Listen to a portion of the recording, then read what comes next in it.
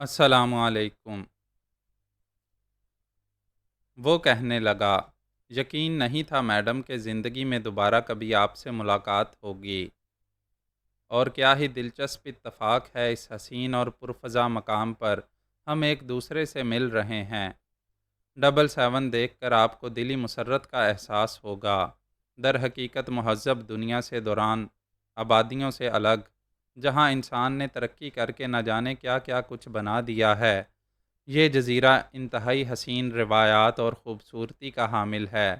گارتھا کے حلق سے کہا آزاد ہو گیا، اور اس نے مسکراتے ہوئے کہا، تم سے ملنا بے شک خوشی کی بات ہے، لیکن تم اس انداز میں گفتگو کر رہے ہو جیسے میں سیاحت کے لیے یہاں آئی ہوں، اور تم اس جگہ کی تعریفیں کر رہے ہو۔ ہمیں اس پرتکلف گفتگو کے بجائے ابتدائی طور پر عملی اقدامات کرنے ہیں۔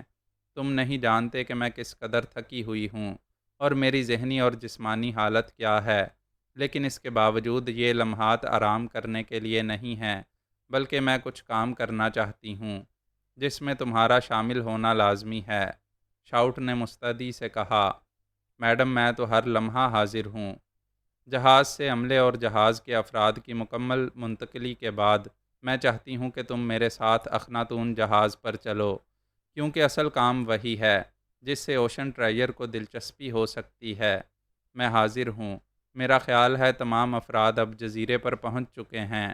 آپ پہلے ان کے لیے مجھے ہدایات دیجیے۔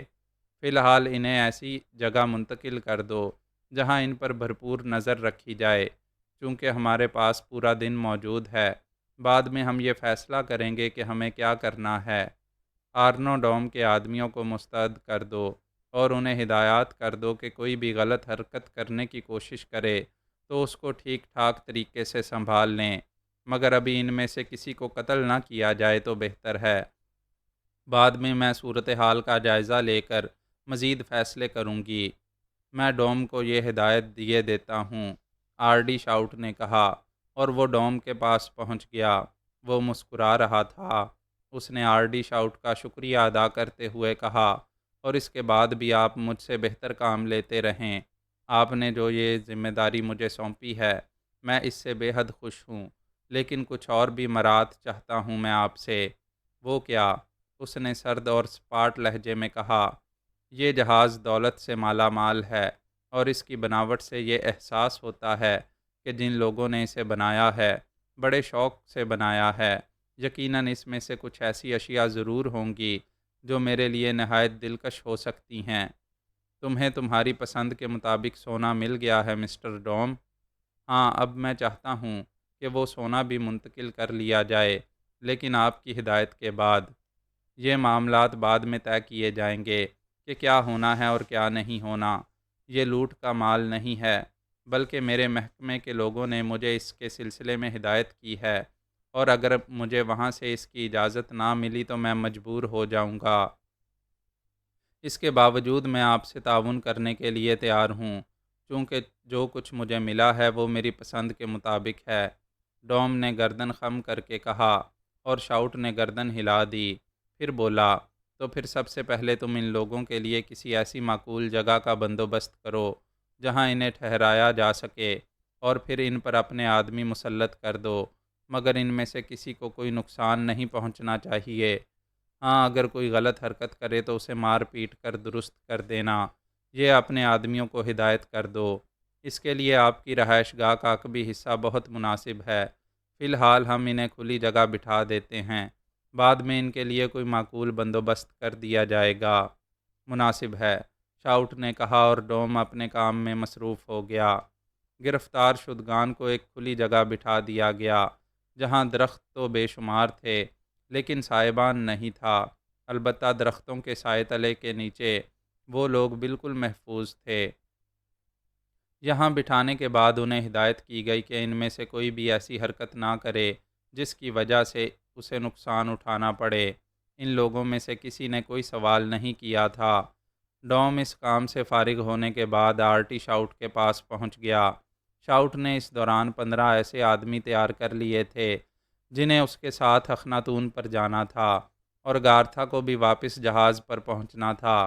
چنانچہ ایک طرف ڈوم اپنے آدمیوں کے ساتھ سونا اٹھانے کے لیے جہاز کی جانب چل پڑا اور دوسری طرف شاؤٹ نے گارتھا کے ساتھ ہی واپسی کا سفر کیا اور تھوڑی دیر کے بعد وہ سب اخناتون پر پہنچ گئے۔ شاؤٹ پھٹی پھٹی نگاہوں سے اخناتون کو دیکھ رہا تھا۔ گارتھا نے مسکراتے ہوئے کہا، کیا دیکھ رہے ہو؟ یہ جہاز؟ میرا خیال ہے اس وقت دنیا کے کسی جہاز ران کمپنی کے پاس اتنا حسین اور خوبصورت جہاز نہیں ہوگا۔ ہاں، اس میں کوئی شک نہیں ہے کہ یہ بہت مالیت سے تیار کیا گیا ہے۔ مصر کے ایک بے حد دولت مند شخص نے اسے اپنی تمام تعیشات کی تکمیل کے لیے بنایا ہے۔ آرنو ڈوم سونا اپنے قبضے میں کر کے بڑی احتیاط سے ساحل پر منتقل کرنے لگا۔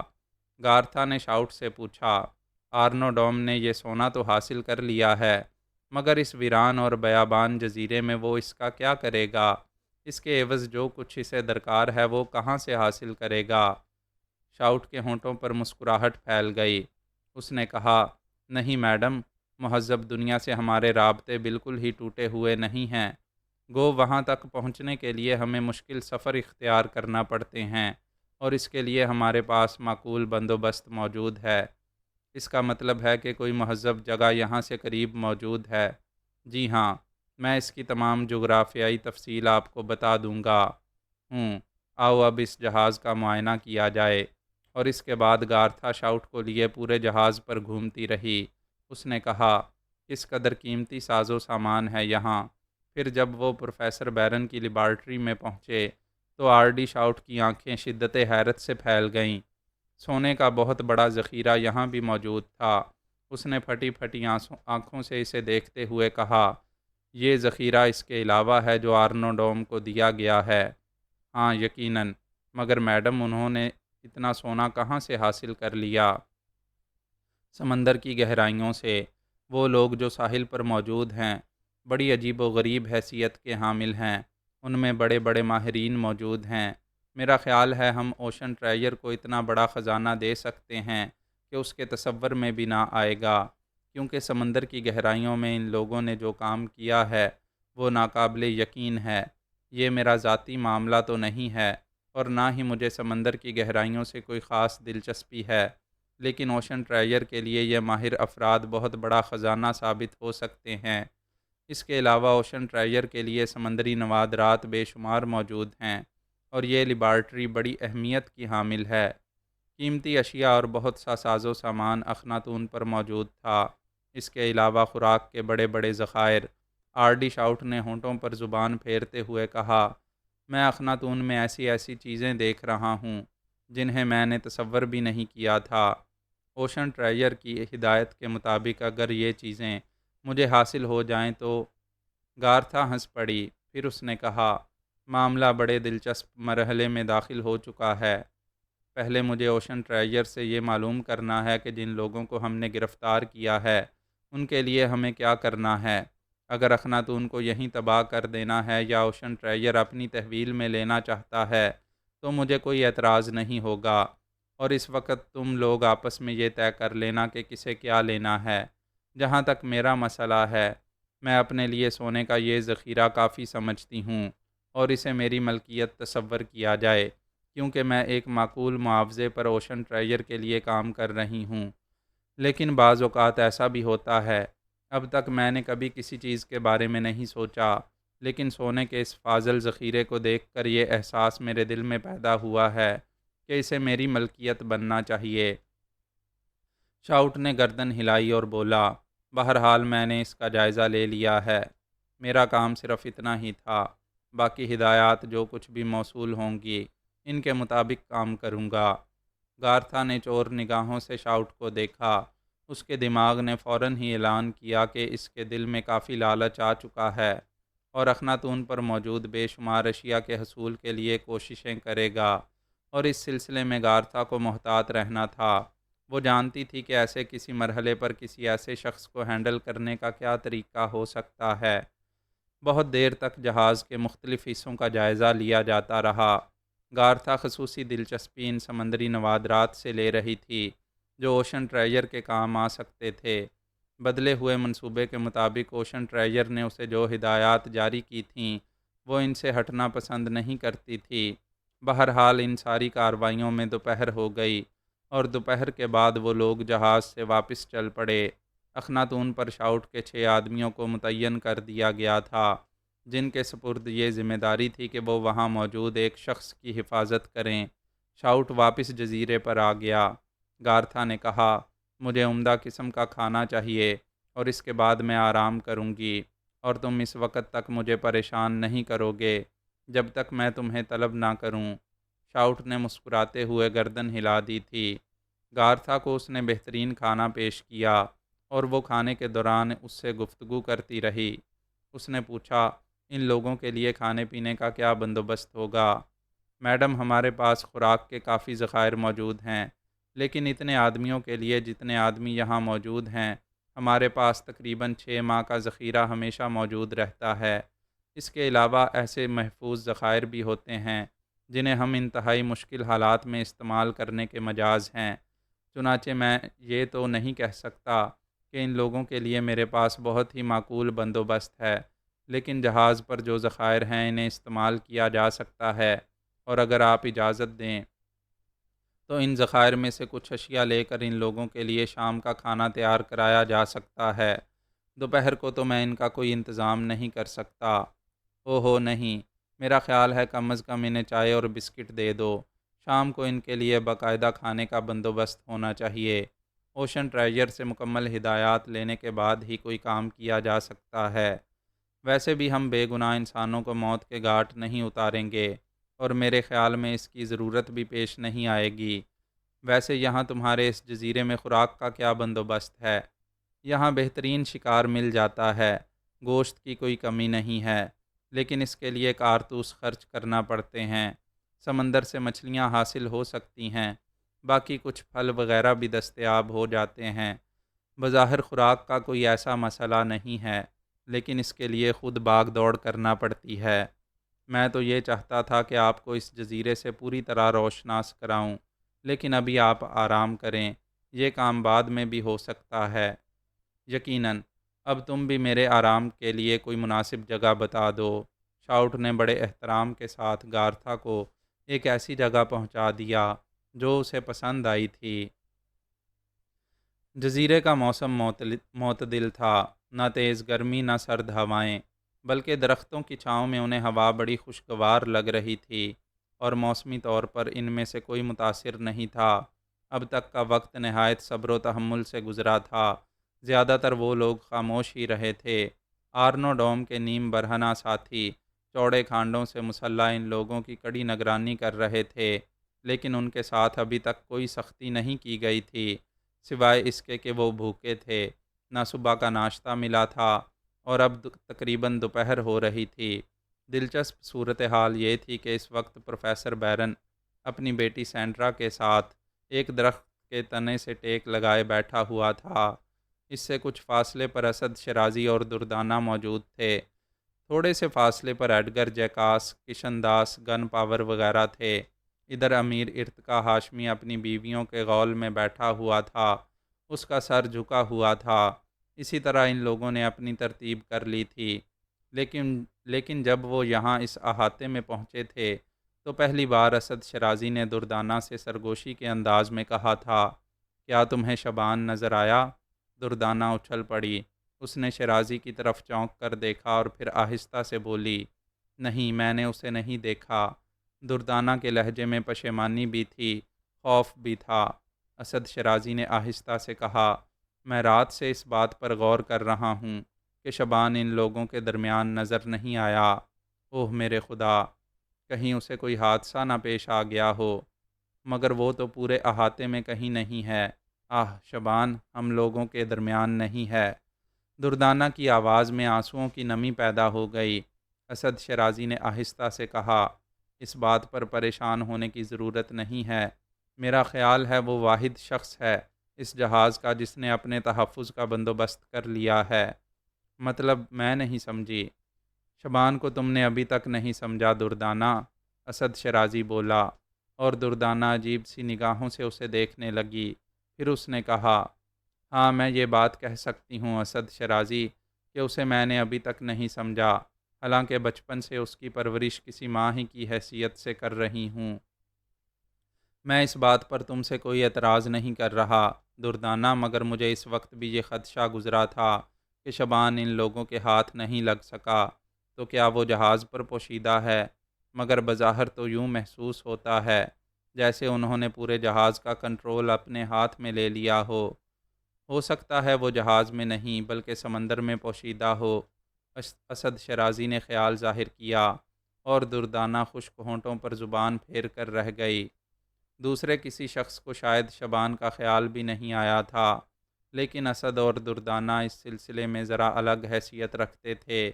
وہ جانتے تھے کہ شبان ہی ان تمام کارروائیوں کا نشانہ ہے۔ اس کے علاوہ وہ اس سے اپنی اولاد ہی کی مانند محبت کیا کرتے تھے۔ ظاہر ہے دوسرے لوگوں کے دلوں میں یہ جذبہ نہیں پیدا ہو سکتا تھا۔ اسد شرازی نے آہستہ سے کہا، اگر شبان سمندر میں اتر گیا ہے تو یوں سمجھ لو کہ ہمیں اس سے بڑی امیدیں وابستہ کر لینی چاہئیں۔ دردانہ نے دکھ بھرے لہجے میں کہا، سر وہ اکیلا کیا کر سکتا ہے؟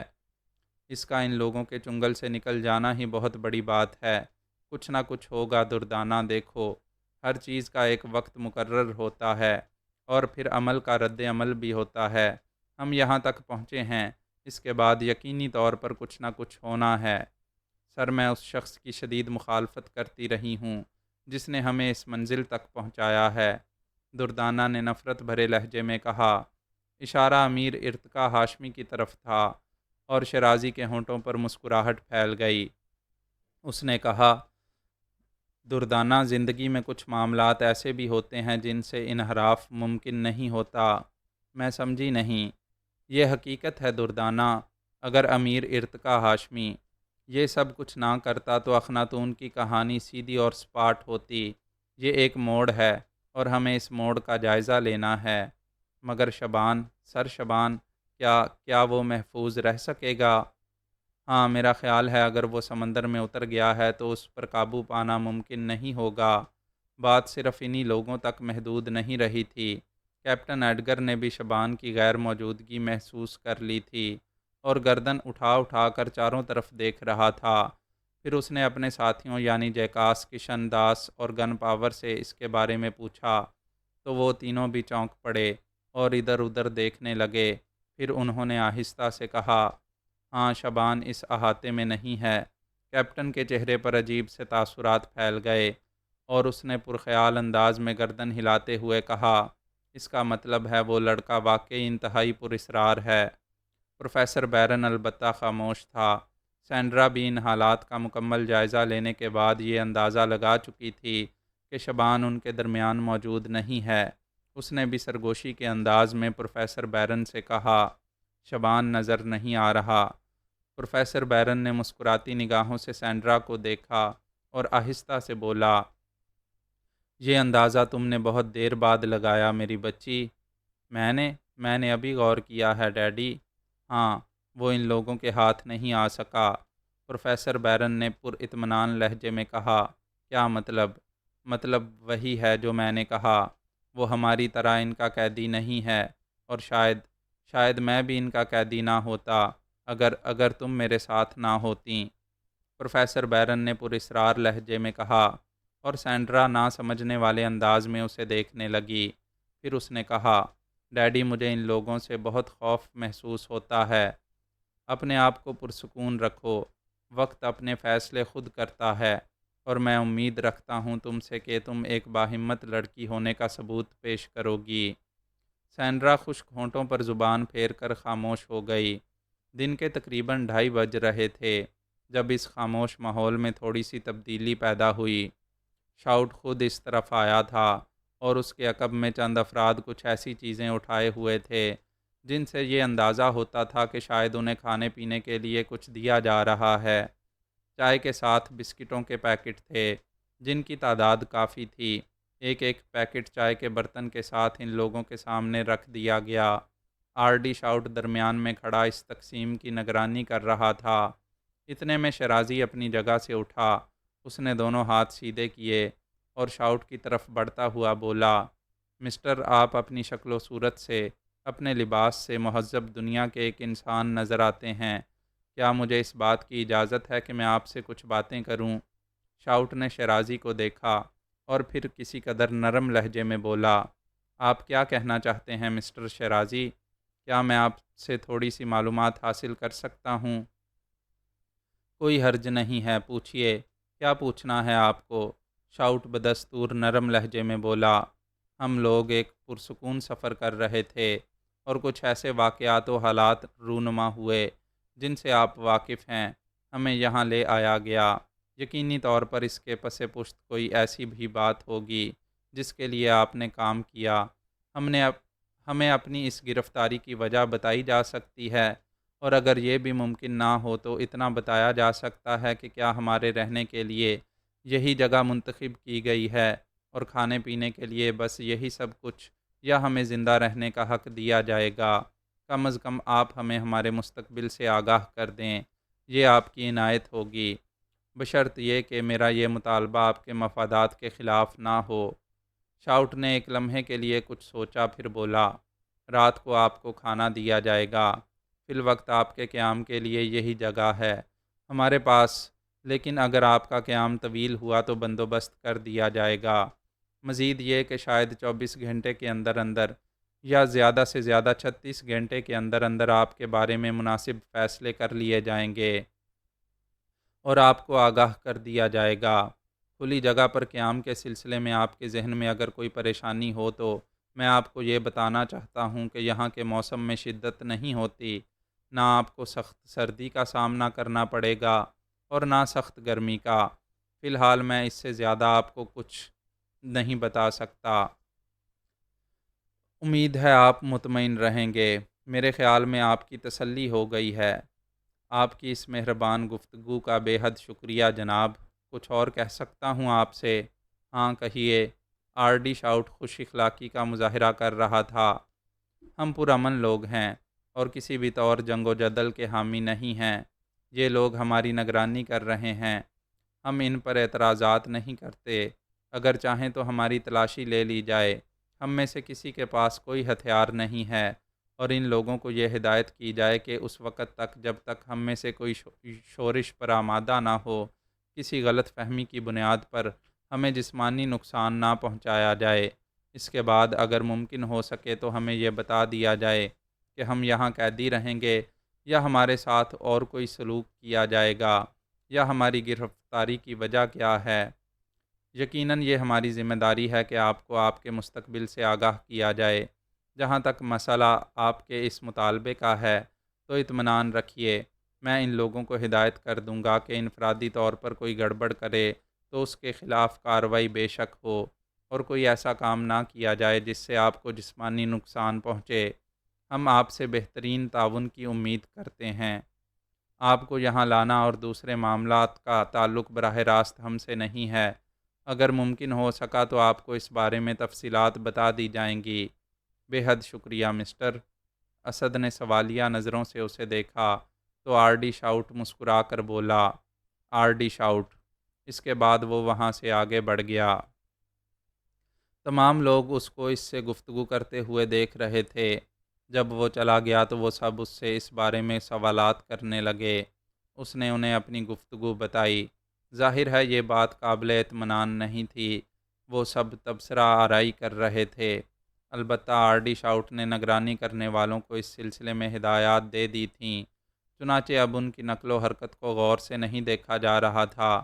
اس کے علاوہ یہ بھی ہوا تھا کہ ان کی نگرانی کرنے والوں نے تنگ حلقہ کشادہ کر دیا تھا اور وہ دور دور تک ہٹ گئے تھے۔ اس طرح یہ لوگ آپس میں ایک دوسرے سے گفتگو کر سکتے تھے۔ اسد شیرازی، پروفیسر بیرن ایڈگر اور باقی چند افراد ایک ساتھ بیٹھ گئے۔ سب نے ایک دوسرے سے ایک ہی سوال کیا تھا، شبان کہاں ہے؟ لیکن اس سوال کا تفصیلی جواب کسی نے نہیں دیا تھا۔ البتہ پروفیسر بیرن نے اس سلسلے میں یہاں بھی اپنی رائے کا وہی اظہار کیا تھا۔ شبان کے سلسلے میں کوئی تشویش غیر مناسب ہے۔ وہ بہت اعلیٰ کارکردگی کا مالک نوجوان ہے۔ اگر آپ لوگوں نے اب تک اس کے بارے میں غور نہیں کیا تو یہ آپ کی نادانی ہے۔ سمندر سے جس قدر وہ آشنا ہے، شاید پورے جہاز پر اور کوئی ہو۔ موقع کی نزاکت دیکھ کر وہ پانی میں اتر گیا ہوگا اور میں سمجھتا ہوں کہ وہ کچھ کر دکھائے گا۔ اسد شرازی نے کہا، اس کی معلومات اس قدر وسیع نہیں ہیں، وہ کبھی ایسے معاملات سے دوچار نہیں ہوا، ان حالات میں کہیں وہ تنہا رہ کر کوئی نقصان نہ اٹھا جائے۔ میرا خیال ہے ایسا نہیں ہوگا، اور پھر ہماری دعائیں بھی اس کے ساتھ ہیں۔ تاہم ہمیں سب سے پہلے اس جزیرے کے بارے میں مکمل معلومات حاصل کرنا ہوں گی۔ ویسے اس سے زیادہ حیرت ناک بات اور کوئی نہیں ہو سکتی، خاص طور سے وہ عورت جو ارتقا ہاشمی کی نادانی کی وجہ سے ہم پر حاوی ہو گئی، اور پھر یہ جگہ جو مہذب دنیا سے بہت دور واقع ہے، جہاں انسانی پہنچ نہیں ہوتی۔ اس عورت کا اس جگہ سے کیا واسطہ؟ اور اس بات میں کوئی شک ہی نہیں ہے کہ جس طرح ہم نے اس کا یہاں استقبال ہوتے ہوئے دیکھا، اس سے یہ پتہ چلتا ہے کہ اس کا رابطہ کسی مخصوص ذریعے سے ان لوگوں سے تھا، اور اب یہ بات بھی پورے اعتماد کے ساتھ کہی جا سکتی ہے کہ سمندر میں اس کا سفر کسی منصوبے کے تحت، اور جو کچھ ہم نے دیکھا وہ صرف ایک ڈرامہ ہے۔ بے شک اس کے ساتھ ایک لڑکی کی لاش تھی، اور وہ تباہ حال نظر آتی تھی، لیکن وہ بھی ایک کہانی ہی تھی۔ ہمارے خلاف باقاعدہ سازش ہوئی ہے۔ سازشی کون ہے اور کیا چاہتے ہیں، یہ تو خدا ہی بہتر جانتا ہے۔ فی الحال ہمیں پرامن رہنے کی ضرورت ہے۔ اور ہاں، ذرا یہ تو بتائیے کہ اب اس شخص کے بارے میں کیا فیصلہ کیا ہے آپ نے؟ کون؟ کیپٹن ایڈگر کے چہرے پر غصے کے تاثرات پھیل گئے۔ اس نے کہا، اس شخص کو تو کتے کی موت مر جانا چاہیے۔ کتنا پرسکون سفر تھا۔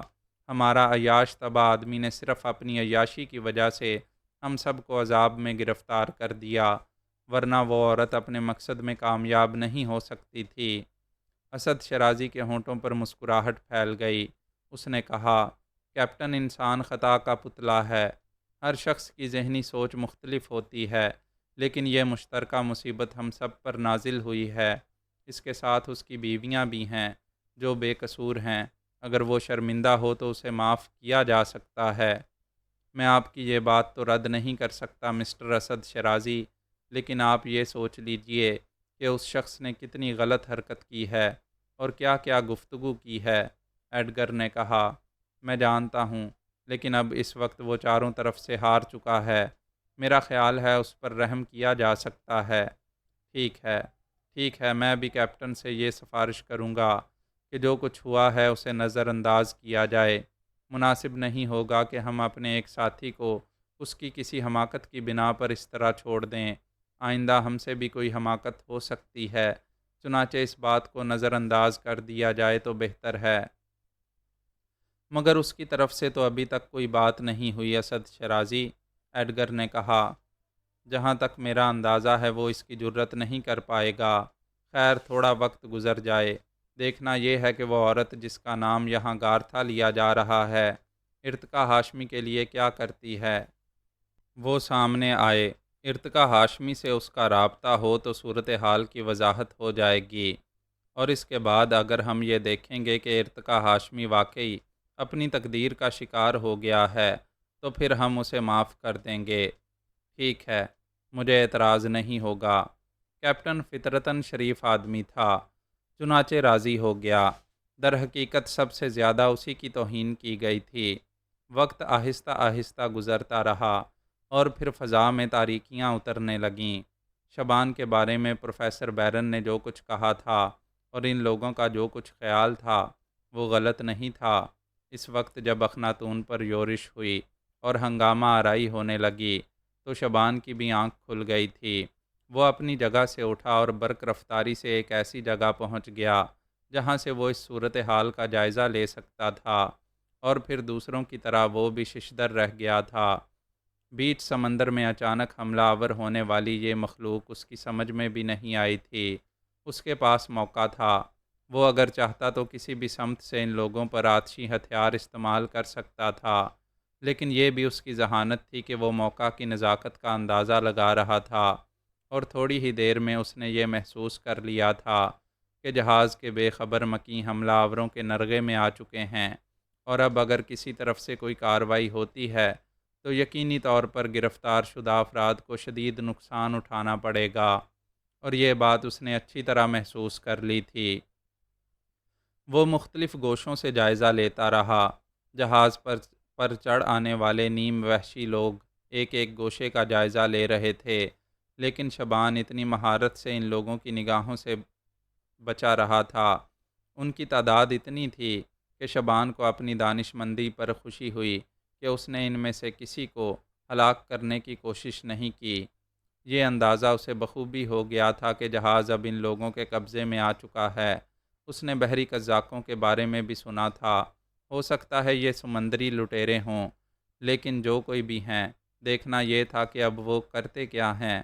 ویسے اسے خدشہ محسوس ہو رہا تھا کہ جتنی تعداد میں وہ لوگ جہاز پر چڑھ آئے ہیں اور جس طرح اس کے چپے چپے پر جہاز والوں کو تلاش کرتے پھر رہے ہیں، وہ خود بھی ان کی نگاہوں میں آ جائے گا۔ اس وقت ان کی تمام توجہ جہاز پر تھی، چنانچہ بہتر طریقہ یہ ہے کہ سمندر میں اتر جایا جائے اور یہ جائزہ سمندر میں رہ کر لیا جائے کہ اس کے بعد کیا ہوتا ہے۔ سب ہی گرفتار ہو گئے تھے، وہ خود ان لوگوں کے چنگل میں نہیں پھنسنا چاہتا تھا۔ بہرحال یہ لوگ کہیں نہ کہیں تو رہتے ہوں گے اور جو کچھ بھی کریں گے اس کا اندازہ ہو ہی جائے گا۔ چنانچہ انتہائی مہارت کے ساتھ اس نے پانی میں چھلانگ لگا دی۔ اتفاق سے یہی ایک جگہ خالی تھی، ورنہ جہاز کے ارد گرد لکڑی کے وہ کھوکھلے تنے جو کشتیوں کی شکل میں تھے، اتنی تعداد میں بکھرے ہوئے تھے کہ سمندر خالی نہ رہا تھا۔ شبان نے ایک لمحے کے لیے کچھ سوچا، یہ کشتیاں لمبا سفر طے نہیں کر سکتیں اور آس پاس کہیں نہ کہیں ان لوگوں کا کوئی جزیرہ موجود ہے۔ چھپنے کے لیے ان کشتیوں سے بہتر جگہ اور کوئی نہیں تھی۔ وہ چاہتا تو جہاز سے بہت دور جا سکتا تھا، لیکن اس سے کیا فائدہ ہوتا؟ کھلے سمندر میں تیرنا اور اس کے بعد کچھ کرنا کوئی عقل کی بات نہیں تھی۔ چنانچہ وہ ایک ڈونگی میں جا بیٹھا اور اس طرح پوشیدہ ہو گیا کہ کوئی اسے دیکھ نہ سکے۔ جہاز پر کارروائیاں ہوتی رہیں اور رات گزرتی رہی۔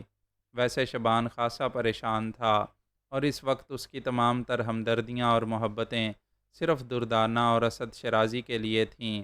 انہیں کوئی جسمانی نقصان نہیں پہنچنا چاہیے تھا۔ فی الحال اس کے علاوہ اور کچھ نہیں کیا جا سکتا تھا کہ ان پر نگاہ رکھی جائے۔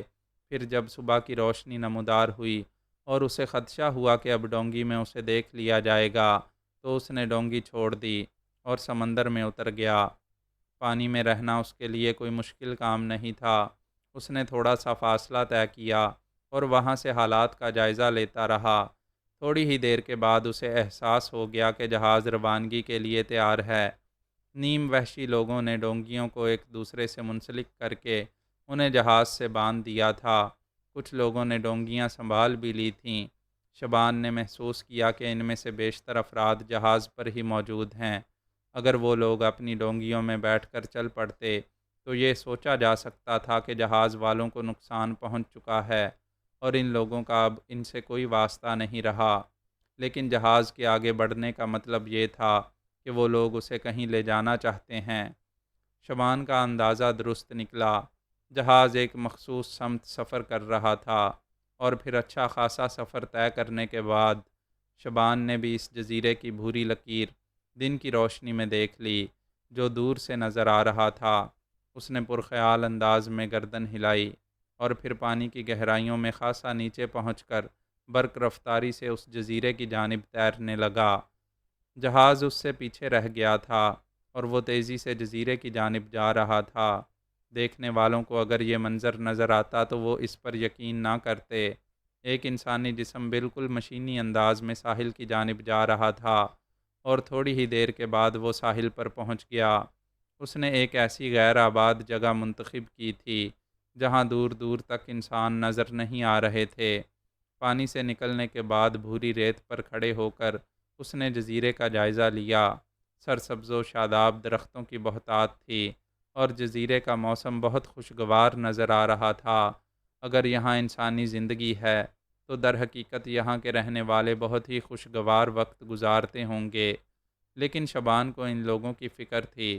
وہ ذہانت کے ساتھ یہ جائزہ لینے لگا کہ اب جہاز والوں کا کیا ہوتا ہے، اور اس کے لیے اس نے ایک بلند و بالا درخت کا انتخاب کیا جہاں سے وہ دور دور تک ساحل کو دیکھ سکتا تھا۔ ویسے بھی جہاز کے رخ کی سمت اس نے ٹھہرنا مناسب نہیں سمجھا تھا۔ درخت کی بلندی پر پہنچ کر اس نے ان چھوٹے چھوٹے مکانات کو دیکھا جن کے زیادہ تر حصے غالباً زمین کے نیچے بنے ہوئے تھے اور زمین سے صرف چند فٹ اونچی دیواریں اٹھا کر ان پر چھتیں بنائی گئی تھیں۔ یہ انوکھا طرز رہائش شبان کے لیے اجنبی تھا، لیکن اس وقت ان باتوں پر توجہ نہیں دی تھی۔ وہ جہاز کی جانب دیکھ رہا تھا اور اس کے بعد تمام کارروائی اس کی نگاہوں کے سامنے ہوئی۔ خود وہ دوسروں کی مرضی کے خلاف کوئی کام نہیں کرنا چاہتا تھا۔ اس سے زیادہ بہتر سوچنے والے جہاز پر موجود تھے۔ جس جگہ وہ موجود تھا ادھر کوئی بھی نہیں تھا اور اطراف سنسان پڑے ہوئے تھے۔ وہ اپنی جگہ سے ہٹا، نیچے اترنے لگا اور اس کے بعد زمین پر پہنچنے کے بعد اس نے ایک سمت اختیار کی اور چھپتا چھپاتا اس جانب چل پڑا۔ جزیرے کو بے حد خوبصورت بنایا گیا تھا۔ آبشار سے بن جانے والی ایک جھیل ایک سمت نظر آ رہی تھی اور اس کے اطراف بھی خوبصورت درخت لگے ہوئے تھے جن پر پھل لگے ہوئے تھے۔ یہ پھل اجنبی تھے لیکن انہیں دیکھ کر شبان کی بھوک چمک اٹھی۔ ویسے بھی سورج بلندی پر پہنچ چکا تھا اور وہ رات ہی کا کھانا کھائے ہوئے تھا۔ درختوں پر چڑھ کر اس نے چند پھل توڑے اور پھر انہیں کھانے لگا۔ اس کے دل میں ان لوگوں کا خیال آیا اور اس نے ایک ٹھنڈی سانس لے کر سوچا کہ پتہ نہیں ان بیچاروں پر کیا گزرے گی یا آئندہ کے لیے کیا ہونا چاہیے۔ کافی دیر تک وہ جزیرے کا مختلف انداز میں جائزہ لیتا رہا اور وہاں سے بھی ہٹ گیا۔ سورج اب ڈھلان کی جانب تھا۔ پیٹ کی مانگ پوری کرنے کے لیے جھیل کے قریب ہی کا وہ حصہ زیادہ موزوں تھا اور رات بھی وہاں بآسانی گزاری جا سکتی تھی۔ چنانچہ وہ اسی سمت چل پڑا۔ شبان نے انہی پھلوں سے پیٹ بھرا۔ جھیل کا پانی شفاف اور شیریں تھا، نہایت صاف ستھرا، اور اس کے بعد اس نے آرام کے لیے دو بڑے پتھروں کی آڑ میں ایک سبزہ زار منتخب کیا۔ جسم کے نیچے گھاس تھی اور سر پر شفاف آسمان جس پر آہستہ آہستہ ستارے نمودار ہوتے جا رہے تھے۔ وقت گزرتا رہا۔ شبان یہ سوچتا رہا کہ ان حالات میں وہ اپنے ساتھیوں کی کیا مدد کر سکتا ہے۔ البتہ جوانی کی نیند نے ان حالات میں بھی پیچھا نہیں چھوڑا اور اس کی پلکیں دھیرے دھیرے بوجھل ہونے لگیں۔ پھر وہ گہری نیند سو گیا۔ پھر پرندوں کی تیز آوازوں ہی نے اسے جگایا تھا۔ سورج ابھی صحیح طور پر نہیں نکلا تھا۔ وہ اٹھا اور غسل کے لیے جھیل میں کود گیا۔ وہ جھیل کی گہرائیوں میں اتر گیا اور دیر تک پانی کے نیچے ایک جگہ کھڑا رہا۔ پھر آہستہ آہستہ اس نے اوپر ابھرنا شروع کر دیا اور پھر جوں ہی اس نے پانی سے سر ابھارا، اس کی نگاہ کنارے پر کھڑی ہوئی ایک نوجوان لڑکی پر پڑی جس نے اپنا لباس اتار کر ایک سمت رکھ دیا تھا۔ لمبے لمبے بال اس کے جسم کو ڈھکے ہوئے تھے۔ لمبا قد اور انتہائی متناسب اور سڈول جسم جو پلک جھپکتے پانی کی گہرائیوں میں اتر گیا تھا۔ شبان ایک لمحے کے لیے بوکھلا کر رہ گیا۔ لڑکی کو غالباً اس کی موجودگی کا علم نہیں ہے اور وہ بے خیالی میں اسی کی مانند جھیل میں اتر گئی ہے۔ شبان نے ایک بار پھر گردن ابھار کر اس سمت دیکھا جہاں اس کا لباس موجود تھا۔ بڑی احتیاط سے ادھر جانا تھا کیونکہ لڑکی اس کے راستے ہی میں تھی۔ ایک اخلاقی جرم تھا یہ جو وہ نہیں کرنا چاہتا تھا۔ چنانچہ وہ آہستہ آہستہ اس سمت تیرنے لگا، لیکن جھیل میں تیرنے والی لڑکی کو شاید ایک لمحے ہی میں احساس ہو گیا تھا کہ پانی میں اس کے علاوہ بھی اور کوئی موجود ہے، اور شاید تجسس یا کسی اور احساس نے اسے شبان کی جانب رخ کرنے پر مجبور کر دیا تھا۔ شبان کے تیرنے کی رفتار سست تھی۔ وہ لڑکی کو احساس نہیں ہونے دینا چاہتا تھا کہ اس نے اسے پانی میں دیکھا ہے، لیکن اس وقت وہ مجبور ہو گیا جب اچانک ہی لڑکی پانی کی گہرائیوں میں اس کے سامنے آ گئی۔ وہ خونخوار نگاہوں سے شبان کو دیکھ رہی تھی اور پھر اس نے وحشیانہ انداز میں شبان پر حملہ کر دیا۔ وہ تیزی سے پانی کو چیرتی ہوئی آگے بڑھی اور اس نے اپنے بدن کی ٹکر شبان کو مارنا چاہی۔ ساتھ ہی ساتھ اس کے ہاتھوں کی انگلیاں شبان کی آنکھوں کی جانب بڑھی تھیں۔ شبان نے گہرائی میں غوطہ لگایا اور لڑکی کے نیچے سے نکل گیا، لیکن وہ بھی مچھلی سے زیادہ برق رفتار معلوم ہوتی تھی اور پانی ہی میں تیرنے کی ماہر تھی۔ اس نے ایک دم پانی میں پلٹی کھائی اور ایک بار پھر شبان پر لپکی۔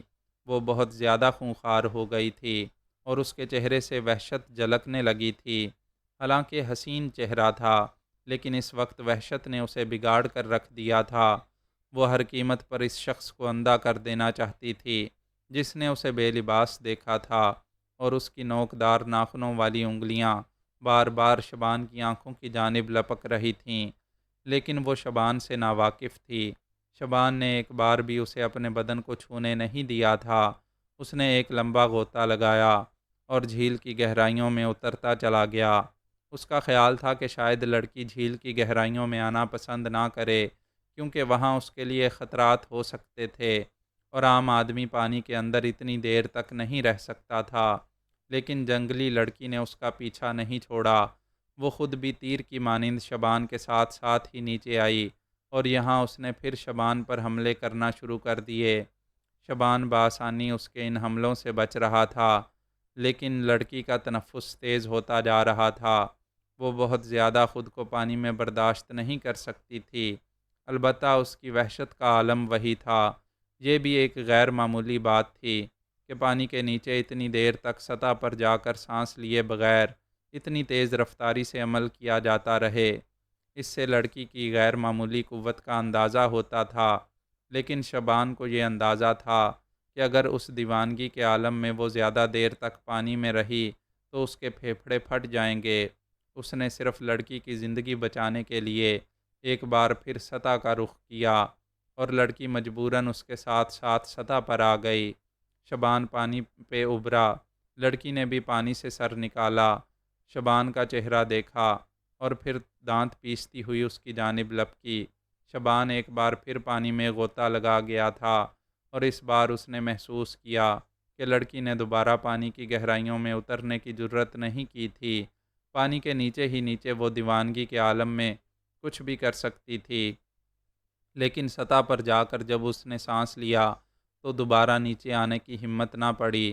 شبان پانی میں رک کر یہ جائزہ لیتا رہا کہ لڑکی کی طرف سے دوسری کوشش کیا ہو سکتی ہے، اور جب اسے یہ احساس ہو گیا کہ لڑکی پانی میں اتری ہے تو اس نے نیچے ہی نیچے گہرائیوں میں سمت کا تعین کر کے اس طرف بڑھنا شروع کر دیا جہاں اس کا لباس موجود تھا۔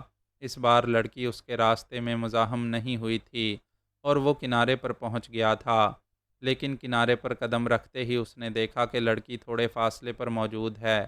وہ اپنا تھوڑا سا لباس پہن چکی تھی اور بری طرح سانس لے رہی تھی، اور وہ صرف شبان کی نگاہوں سے بچنے کے لیے لباس پہننے یہاں تک پہنچ گئی تھی۔ پھر اس نے اپنا پورا لباس پہن لیا اور زمین پر گر پڑی۔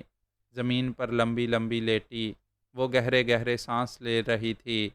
شبان نے زور سے گردن جھٹکی اور خود بھی درخت کی آڑ میں جا کر اپنا لباس پہن لیا۔ وہ لڑکی سے معذرت کرنا چاہتا تھا۔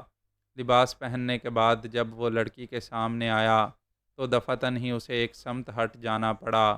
یہ صرف ایک احساس تھا جس نے اس وقت اس کی جان بچا لی تھی، ورنہ لمبا پتلا اور نوکدار چاقو اتنی تیزی سے اس کی جانب بڑھا تھا کہ اگر وہ اس کی زد میں آ جاتا تو شاید یہ خاص قسم کا چاقو اس کے جسم سے پار ہو کر دوسری جانب نکل جاتا، کیونکہ جس قوت سے وہ پھینکا گیا تھا اس کے عقب میں موجود درخت میں چاقو کئی انچ اندر دھنس گیا تھا۔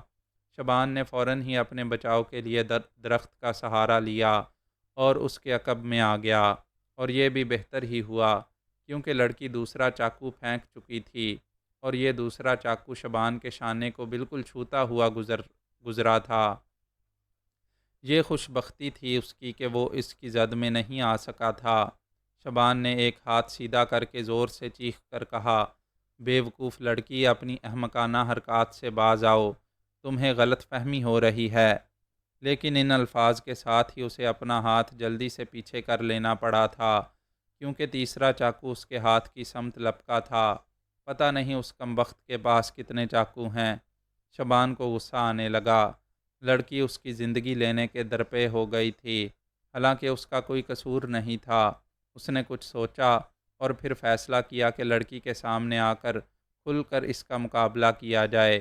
چنانچہ اس نے بہت احتیاط سے لڑکی کو دیکھا۔ وہ چاقو ہاتھ میں تولے کھڑی ہوئی تھی اور اس کے دانت بنچے ہوئے تھے۔ شبان کو ہنسی آ گئی۔ اس نے درخت کو دیکھا اور پھر پھرتی سے اپنی جگہ چھوڑ کر اس دوسرے درخت کی جانب لپکا۔ مقصد یہی تھا کہ لڑکی چاقو استعمال کرے اور کم از کم یہی ہو کہ اس کے پاس چاقوؤں کی تعداد ختم ہو جائے، لیکن اس کے ساتھ ساتھ ہی اس نے ذہانت کا ثبوت یہ دیا تھا کہ درخت کی آڑ چھوڑتے ہی دونوں ہاتھ زمین پر ٹکا دیے تھے۔ لڑکی نے اس کے سینے کا نشانہ لیا تھا اور اس بار بھی چاقو کی شائیں شبان نے صاف سنی تھی۔ وہ دوسرے درخت کی آڑ میں پہنچ گیا اور لڑکی کو بھی احساس ہو گیا کہ غالباً وہ اس پر پھینک کر مارے جانے والے چاقوؤں سے کامیاب نہیں ہو سکتی۔ چنانچہ اس بار ایک وحشیانہ چیخ کے ساتھ اس نے شبان کی سمت دوڑ لگا دی تھی اور شبان کو اپنی جگہ چھوڑنا پڑی تھی۔ لڑکی کے ہاتھ میں پکڑا ہوا چاقو ایک مخصوص ساخت کا تھا اور ایسے چاقو عام طور سے نظر نہیں آتے۔ لڑکی کے ہونٹ ٹیڑھے ہو رہے تھے، آنکھیں خون اگل رہی تھیں، وہ حد سے زیادہ جنون میں معلوم ہوتی تھی۔ اس نے پوری قوت سے شبان پر چاقو کا وار کیا اور شبان نے جھکائی دے کر اس کی کلائی پکڑی اور اس کے ساتھ ہی اسے پوری قوت سے موڑ کر اس کی بغل میں زور سے گھٹنا مارا۔ لڑکی کئی فٹ اونچی اچھل گئی تھی اور چاقو اس کے ہاتھ سے نکل گیا تھا۔ شبان نے اس کی دوسری کلائی بھی پکڑی اور دونوں ہاتھ موڑ کر پیچھے کر لیے۔ اب لڑکی کی پشت اس کے سینے سے لگی ہوئی تھی۔ شبان نے اس کی کلائیاں پوری گرفت میں لے لی تھیں۔ شبان اپنے تمام تر تجربے کی بنیاد پر یہ کہہ سکتا تھا کہ لڑکی مہذب دنیا میں رہنے والے عام مردوں سے کہیں زیادہ طاقتور ہے، اور اگر اس کی کلائیوں پر پوری قوت صرف نہ کی جاتی اور یہ قوت غیر معمولی نہ ہوتی تو وہ کسی عام آدمی پر بآسانی قابو پا سکتی تھی۔ پھر اس نے ایک اور بھی حرکت کی، اچانک ہی نیچے بیٹھی اور شبان کو اپنے کاندھے پر لاد کر نیچے پٹکنے کی کوشش کی، لیکن شاید پہلی بار شبان نے اپنی مکمل قوتوں کا مظاہرہ کیا تھا۔ اس نے لڑکی کی کلائیاں پکڑیں اور انہیں دبا کر اسے ایک بار پھر سیدھا کھڑا کر دیا۔ وہ یہ اندازہ لگا رہا تھا کہ لڑکی کے جسم میں لباس کا وہ کون سا حصہ ہے جہاں یہ چاقو پوشیدہ ہیں، لیکن شاید اس کے پاس یہی چند چاقو تھے، چنانچہ اس نے استعمال کر لیے تھے اور اب اس کے لباس میں اور کوئی چاقو موجود نہیں تھا۔ چنانچہ شبان نے اسے زور سے جھٹکا دیا اور وہ لڑکھڑا کر نیچے گر پڑی۔ شبان اس کے سامنے سینہ تان کر کھڑا ہو گیا۔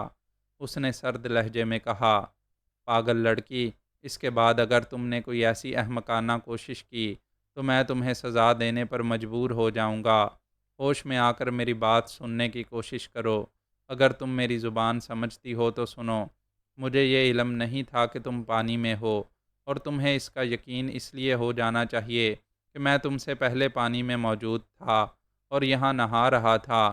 تم اچانک ہی پانی میں اتریں، اور جب میں نے یہ محسوس کیا کہ تم پانی میں ہو تو میں نے خاموشی سے جھیل سے نکل کر یہاں سے دور جانے کا فیصلہ کیا، لیکن تم خود میرے راستے میں آ گئیں۔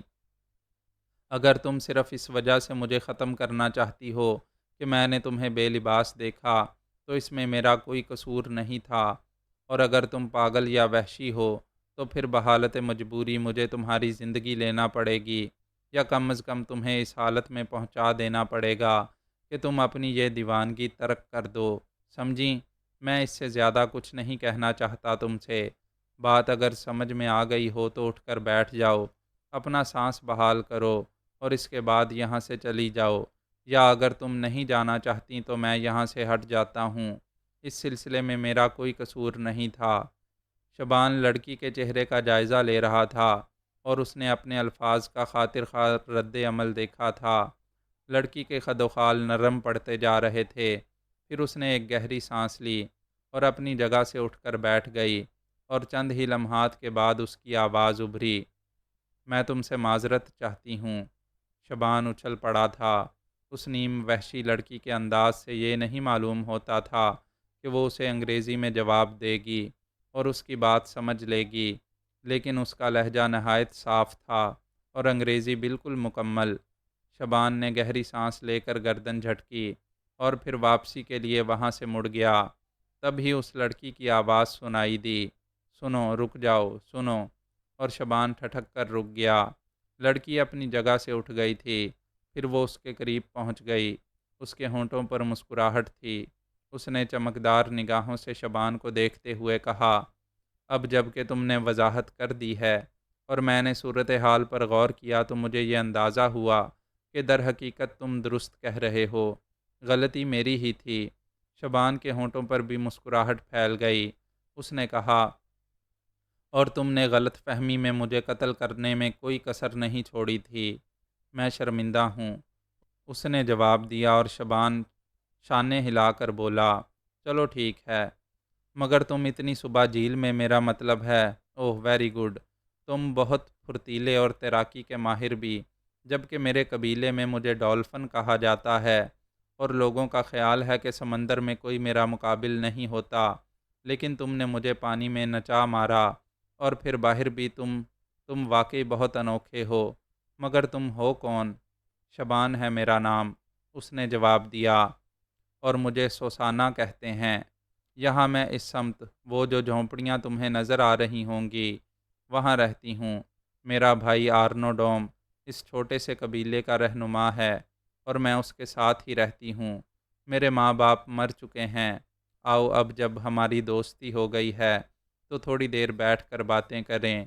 واقعی بڑے عجیب و غریب حالات میں ہمارا تعارف ہوا۔ تم پانی میں کتنی برق رفتاری سے اپنا رخ تبدیل کر لیتے ہو۔ میرا خیال ہے اتنی پھرتیلی تو سمندر کی مچھلیاں بھی نہیں ہوتیں۔ تم نے فن تیراکی میں کمال حاصل کیا ہے۔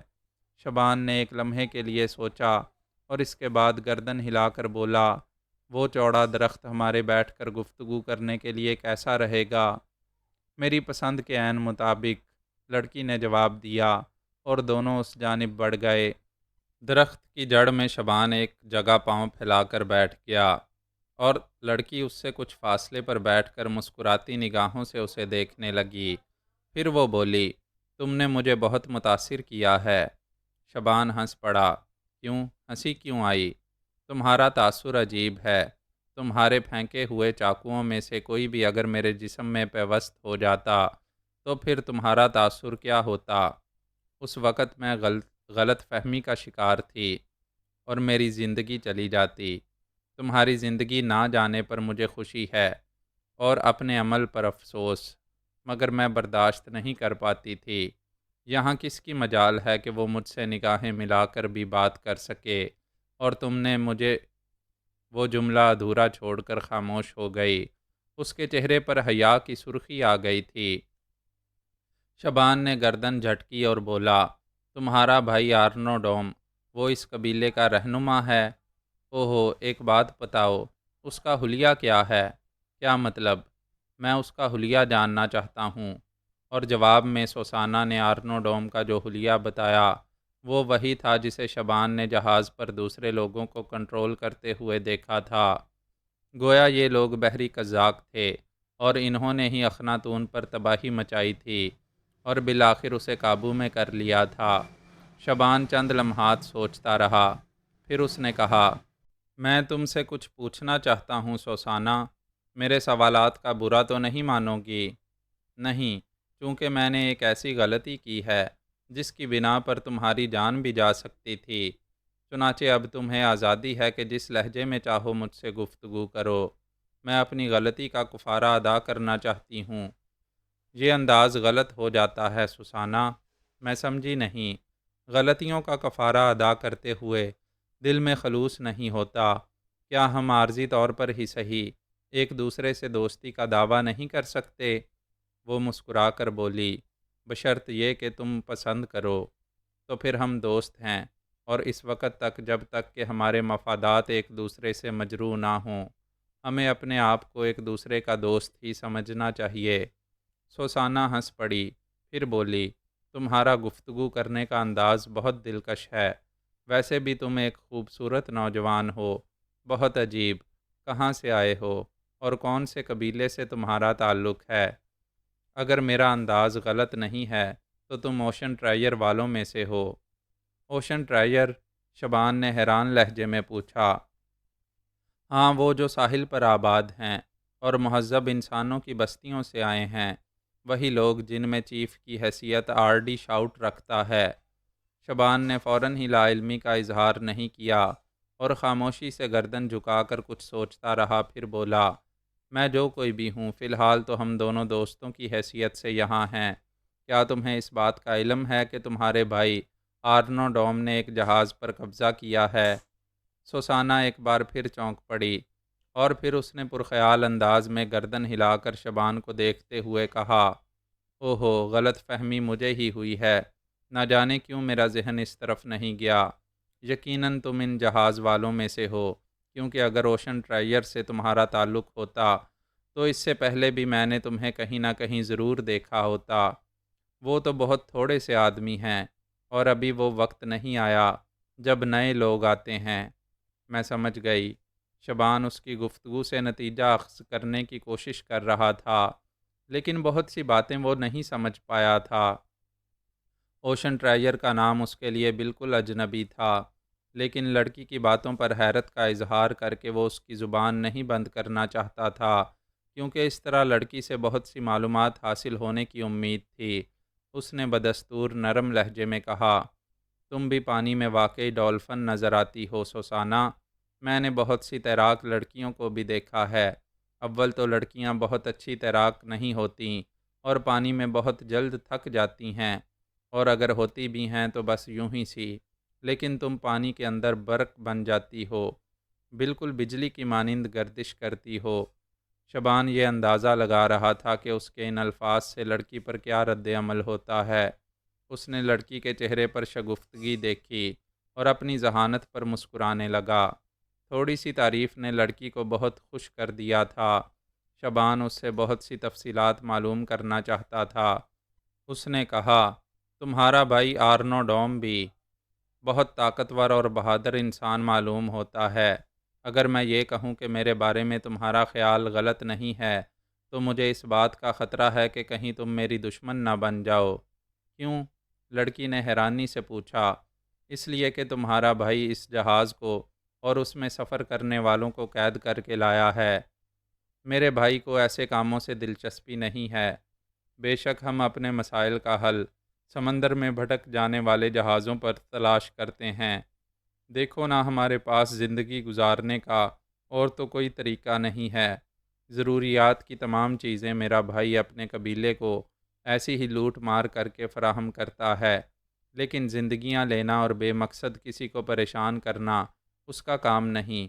اور پھر اتنا تو مجھے معلوم ہے کہ تمہارے جہاز پر حملہ کرنے کی ترغیب اوشن ٹرائیر والوں نے دی، اور شاید میرے بھائی نے انہی کی ہدایت پر تمہارے جہاز پر حملہ کیا تھا۔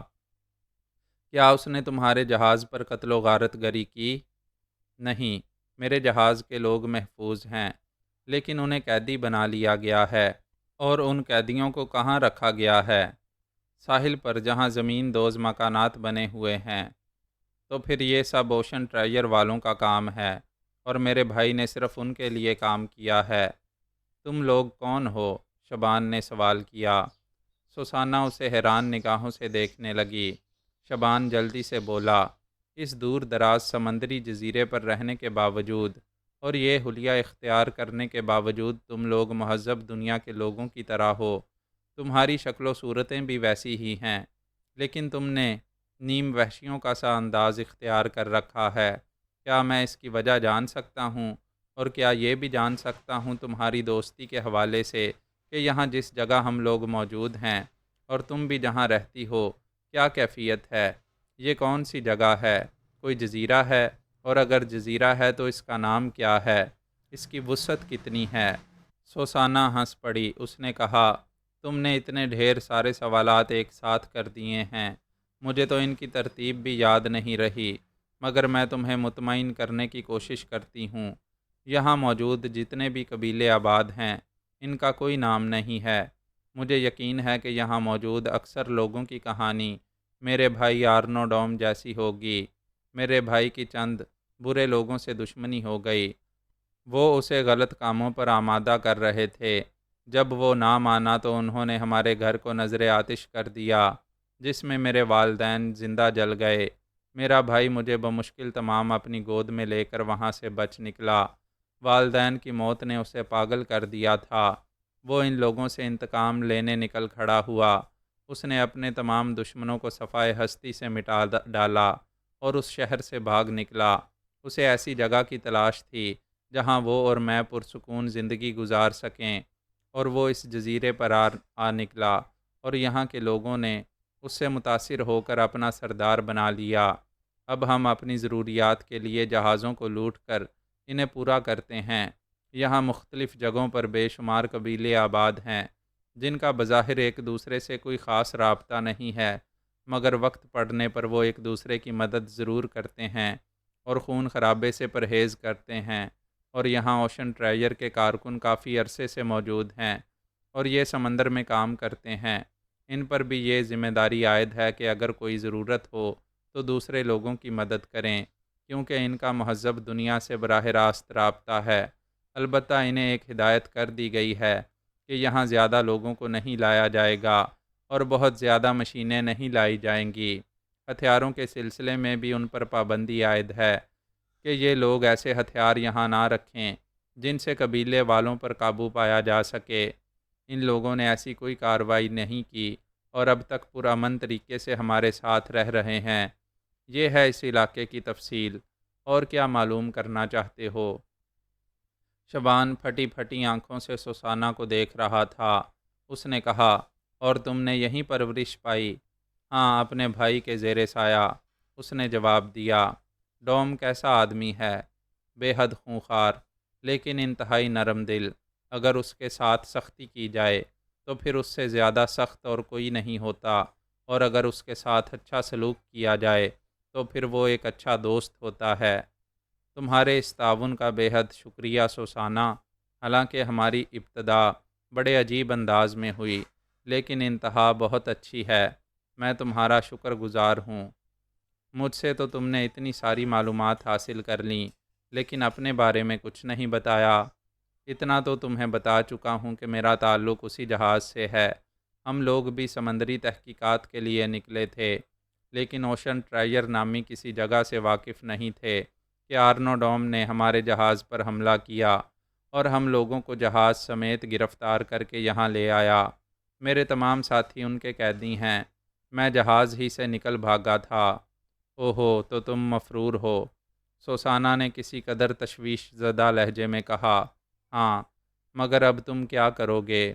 ان لوگوں سے الگ رہ کر تو تمہارے لیے زندگی گزارنا مشکل ہو جائے گا۔ میں جاننا چاہتا ہوں کہ لوٹ مار کرنے کے باوجود میرے ساتھیوں کو کیوں قید کیا گیا ہے۔ ہاں، یہ بات غور کرنے کی ہے، کیونکہ آرنو ڈوم عموماً لوٹ مار کرنے کے بعد جہاز والوں کو زندہ واپس چلا جانے دیتا ہے، بلکہ ان کے پاس ایسے وسائل بھی چھوڑ دیتا ہے جن سے وہ اپنا مختصر سفر طے کر کے کسی آبادی تک پہنچ سکیں۔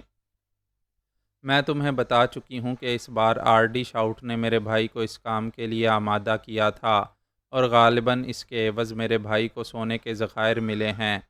میں بہت زیادہ نہیں جانتی، لیکن اتنا ضرور معلوم ہے۔ یہ اوشن ٹریجر کیا ہے؟ میں نہیں جانتی، لیکن وہاں جو لوگ زمین دوز مکان بنا کر رہتے ہیں اپنے آپ کو اوشن ٹریجر کا نمائندہ کہتے ہیں۔ میں نے کبھی یہ بات نہیں معلوم کی کہ خود اوشن ٹریجر کیا ہے۔ بہرحال تمہارا ایک بار پھر شکریہ ادا کروں گا۔ صرف شکریہ ادا کر کے کوئی فائدہ نہیں حاصل ہوگا تمہیں۔ مجھے بتاؤ کہ میں تمہاری کیا مدد کر سکتی ہوں۔ اب مجھے اجازت دو۔ ارے نہیں، کہاں جاؤ گے تم؟ تو پھر میں کیا کروں؟ شبان نے حیرانی سے پوچھا۔ ہمارے درمیان دوستی ہوئی ہے اور مجھے تمہاری مدد کرنی چاہیے۔ دیکھو، میں تمہیں ایک ایسی جگہ پہنچا سکتی ہوں جہاں تم دوسرے لوگوں کی نگاہوں سے پوشیدہ رہو۔ مجھے بتاؤ کہ اپنے ساتھیوں کے سلسلے میں تم کیا کرنا چاہتے ہو؟ تم تو تنہا ہو، ان کا بھلا کیا بگاڑ لوگے؟ اور وہ لوگ تمہارے دشمن کیوں ہیں؟ یہ بات بھی مجھے نہیں معلوم، ورنہ لوٹ مار اپنی جگہ، لیکن تمہیں قید نہیں کیا جانا چاہیے تھا۔ جو ہو چکا اس کے بارے میں تفصیلات مجھے بھی نہیں معلوم، لیکن معلوم کرنا پڑیں گی۔ کیا وہ لوگ تمہیں کوئی جسمانی نقصان پہنچا سکتے ہیں؟ میرا مطلب ہے اوشن ٹرائر والے۔ میں نہیں جانتا۔ پھر بھی تمہیں ایک ایسا ٹھکانہ درکار ہے جہاں تم ان لوگوں کی نگاہوں سے محفوظ رہ سکو۔ میں تمہاری مدد کرنے کی کوشش کروں گی اور تمہیں کسی طرح ان کے چنگل میں نہیں پھنسنے دوں گی۔ شبان پرخیال نگاہوں سے اسے دیکھنے لگا۔ پھر اس نے کہا، ٹھیک ہے سوسانہ، اگر تم میری مدد کرنا چاہتی ہو تو میں دوستی کے نام پر تم سے یہ مدد حاصل کرنے پر مجبور ہوں، کیونکہ مجھے اس کی ضرورت ہے۔ تو پھر آؤ میرے ساتھ، میں تمہارے لیے خوراک کا بندوبست بھی کر دوں گی۔ ویسے یہاں تمہیں جنگلی پھل اور شکار کے جانور مل سکتے ہیں، لیکن ان کے لیے تمہیں کافی جدوجہد کرنا ہوگی۔ میرے لیے یہ مشکل نہیں ہے کہ میں تمہیں چند روز کی خوراک یہاں پہنچا دوں، بعد میں جو کچھ بھی ہوگا دیکھا جائے گا۔ شبان سوسانہ کے ساتھ جانے کے لیے تیار ہو گیا۔ وہ اسے ان جھونپڑوں کے عقب میں ایک ایسی جگہ لے گئی جہاں پہاڑی ٹیلے نظر آ رہے تھے اور ان ٹیلوں میں غار بھی بنے ہوئے تھے۔ اس نے کہا، یہاں کبھی درندے ہوا کرتے تھے، مگر قبیلے والوں نے انہیں چن چن کر ہلاک کر دیا ہے۔ یہ غار بالکل محفوظ ہیں اور ان میں تمہیں کوئی دیکھنے بھی نہیں آئے گا، کیونکہ لوگ عموماً اس طرف نہیں آتے۔ میں رات کی تاریکی میں تمہیں خوراک پہنچا دوں گی اور اس کے بعد تم اپنا کچھ وقت آسانی سے گزار سکتے ہو۔ میں خود ہی تم سے ملاقات بھی کر لیا کروں گی اور تمہارے لیے اور بھی بہت سے کام کروں گی۔ دیکھو اپنی حفاظت کرنا، میں تمہیں پسند کرنے لگی ہوں۔ جس غار میں وہ اسے لائی تھی وہ خاصا کشادہ تھا اور بالکل صاف ستھرا، جیسے انسانی ہاتھوں نے اسے شفاف کیا ہو۔ سوسانہ کافی دیر تک شبان کے ساتھ رہی اور اس کے بعد وہ اس سے اجازت لے کر چلی گئی۔ شبان اس حیرت ناک اتفاق پر حیران تھا، لیکن اس کے چہرے پر تشویش کے آثار بھی تھے۔ یہاں چھپ کر وہ صرف اپنی زندگی نہیں بچانا چاہتا تھا، باقی لوگوں کی زندگی بھی اس کی نگاہوں میں قیمتی تھی۔ لیکن دردانہ اور اسد شرازی کے لیے اس کا دل اس طرح تڑپ رہا تھا جیسا کسی اپنے کے لیے۔ معزز سامعین، اپنے اس چینل کو سبسکرائب کریں اور بیل آئیکن کا بٹن پریس کریں تاکہ ہر نئی آنے والی ایپیسوڈ آپ تک بروقت پہنچ سکے۔ شکریہ۔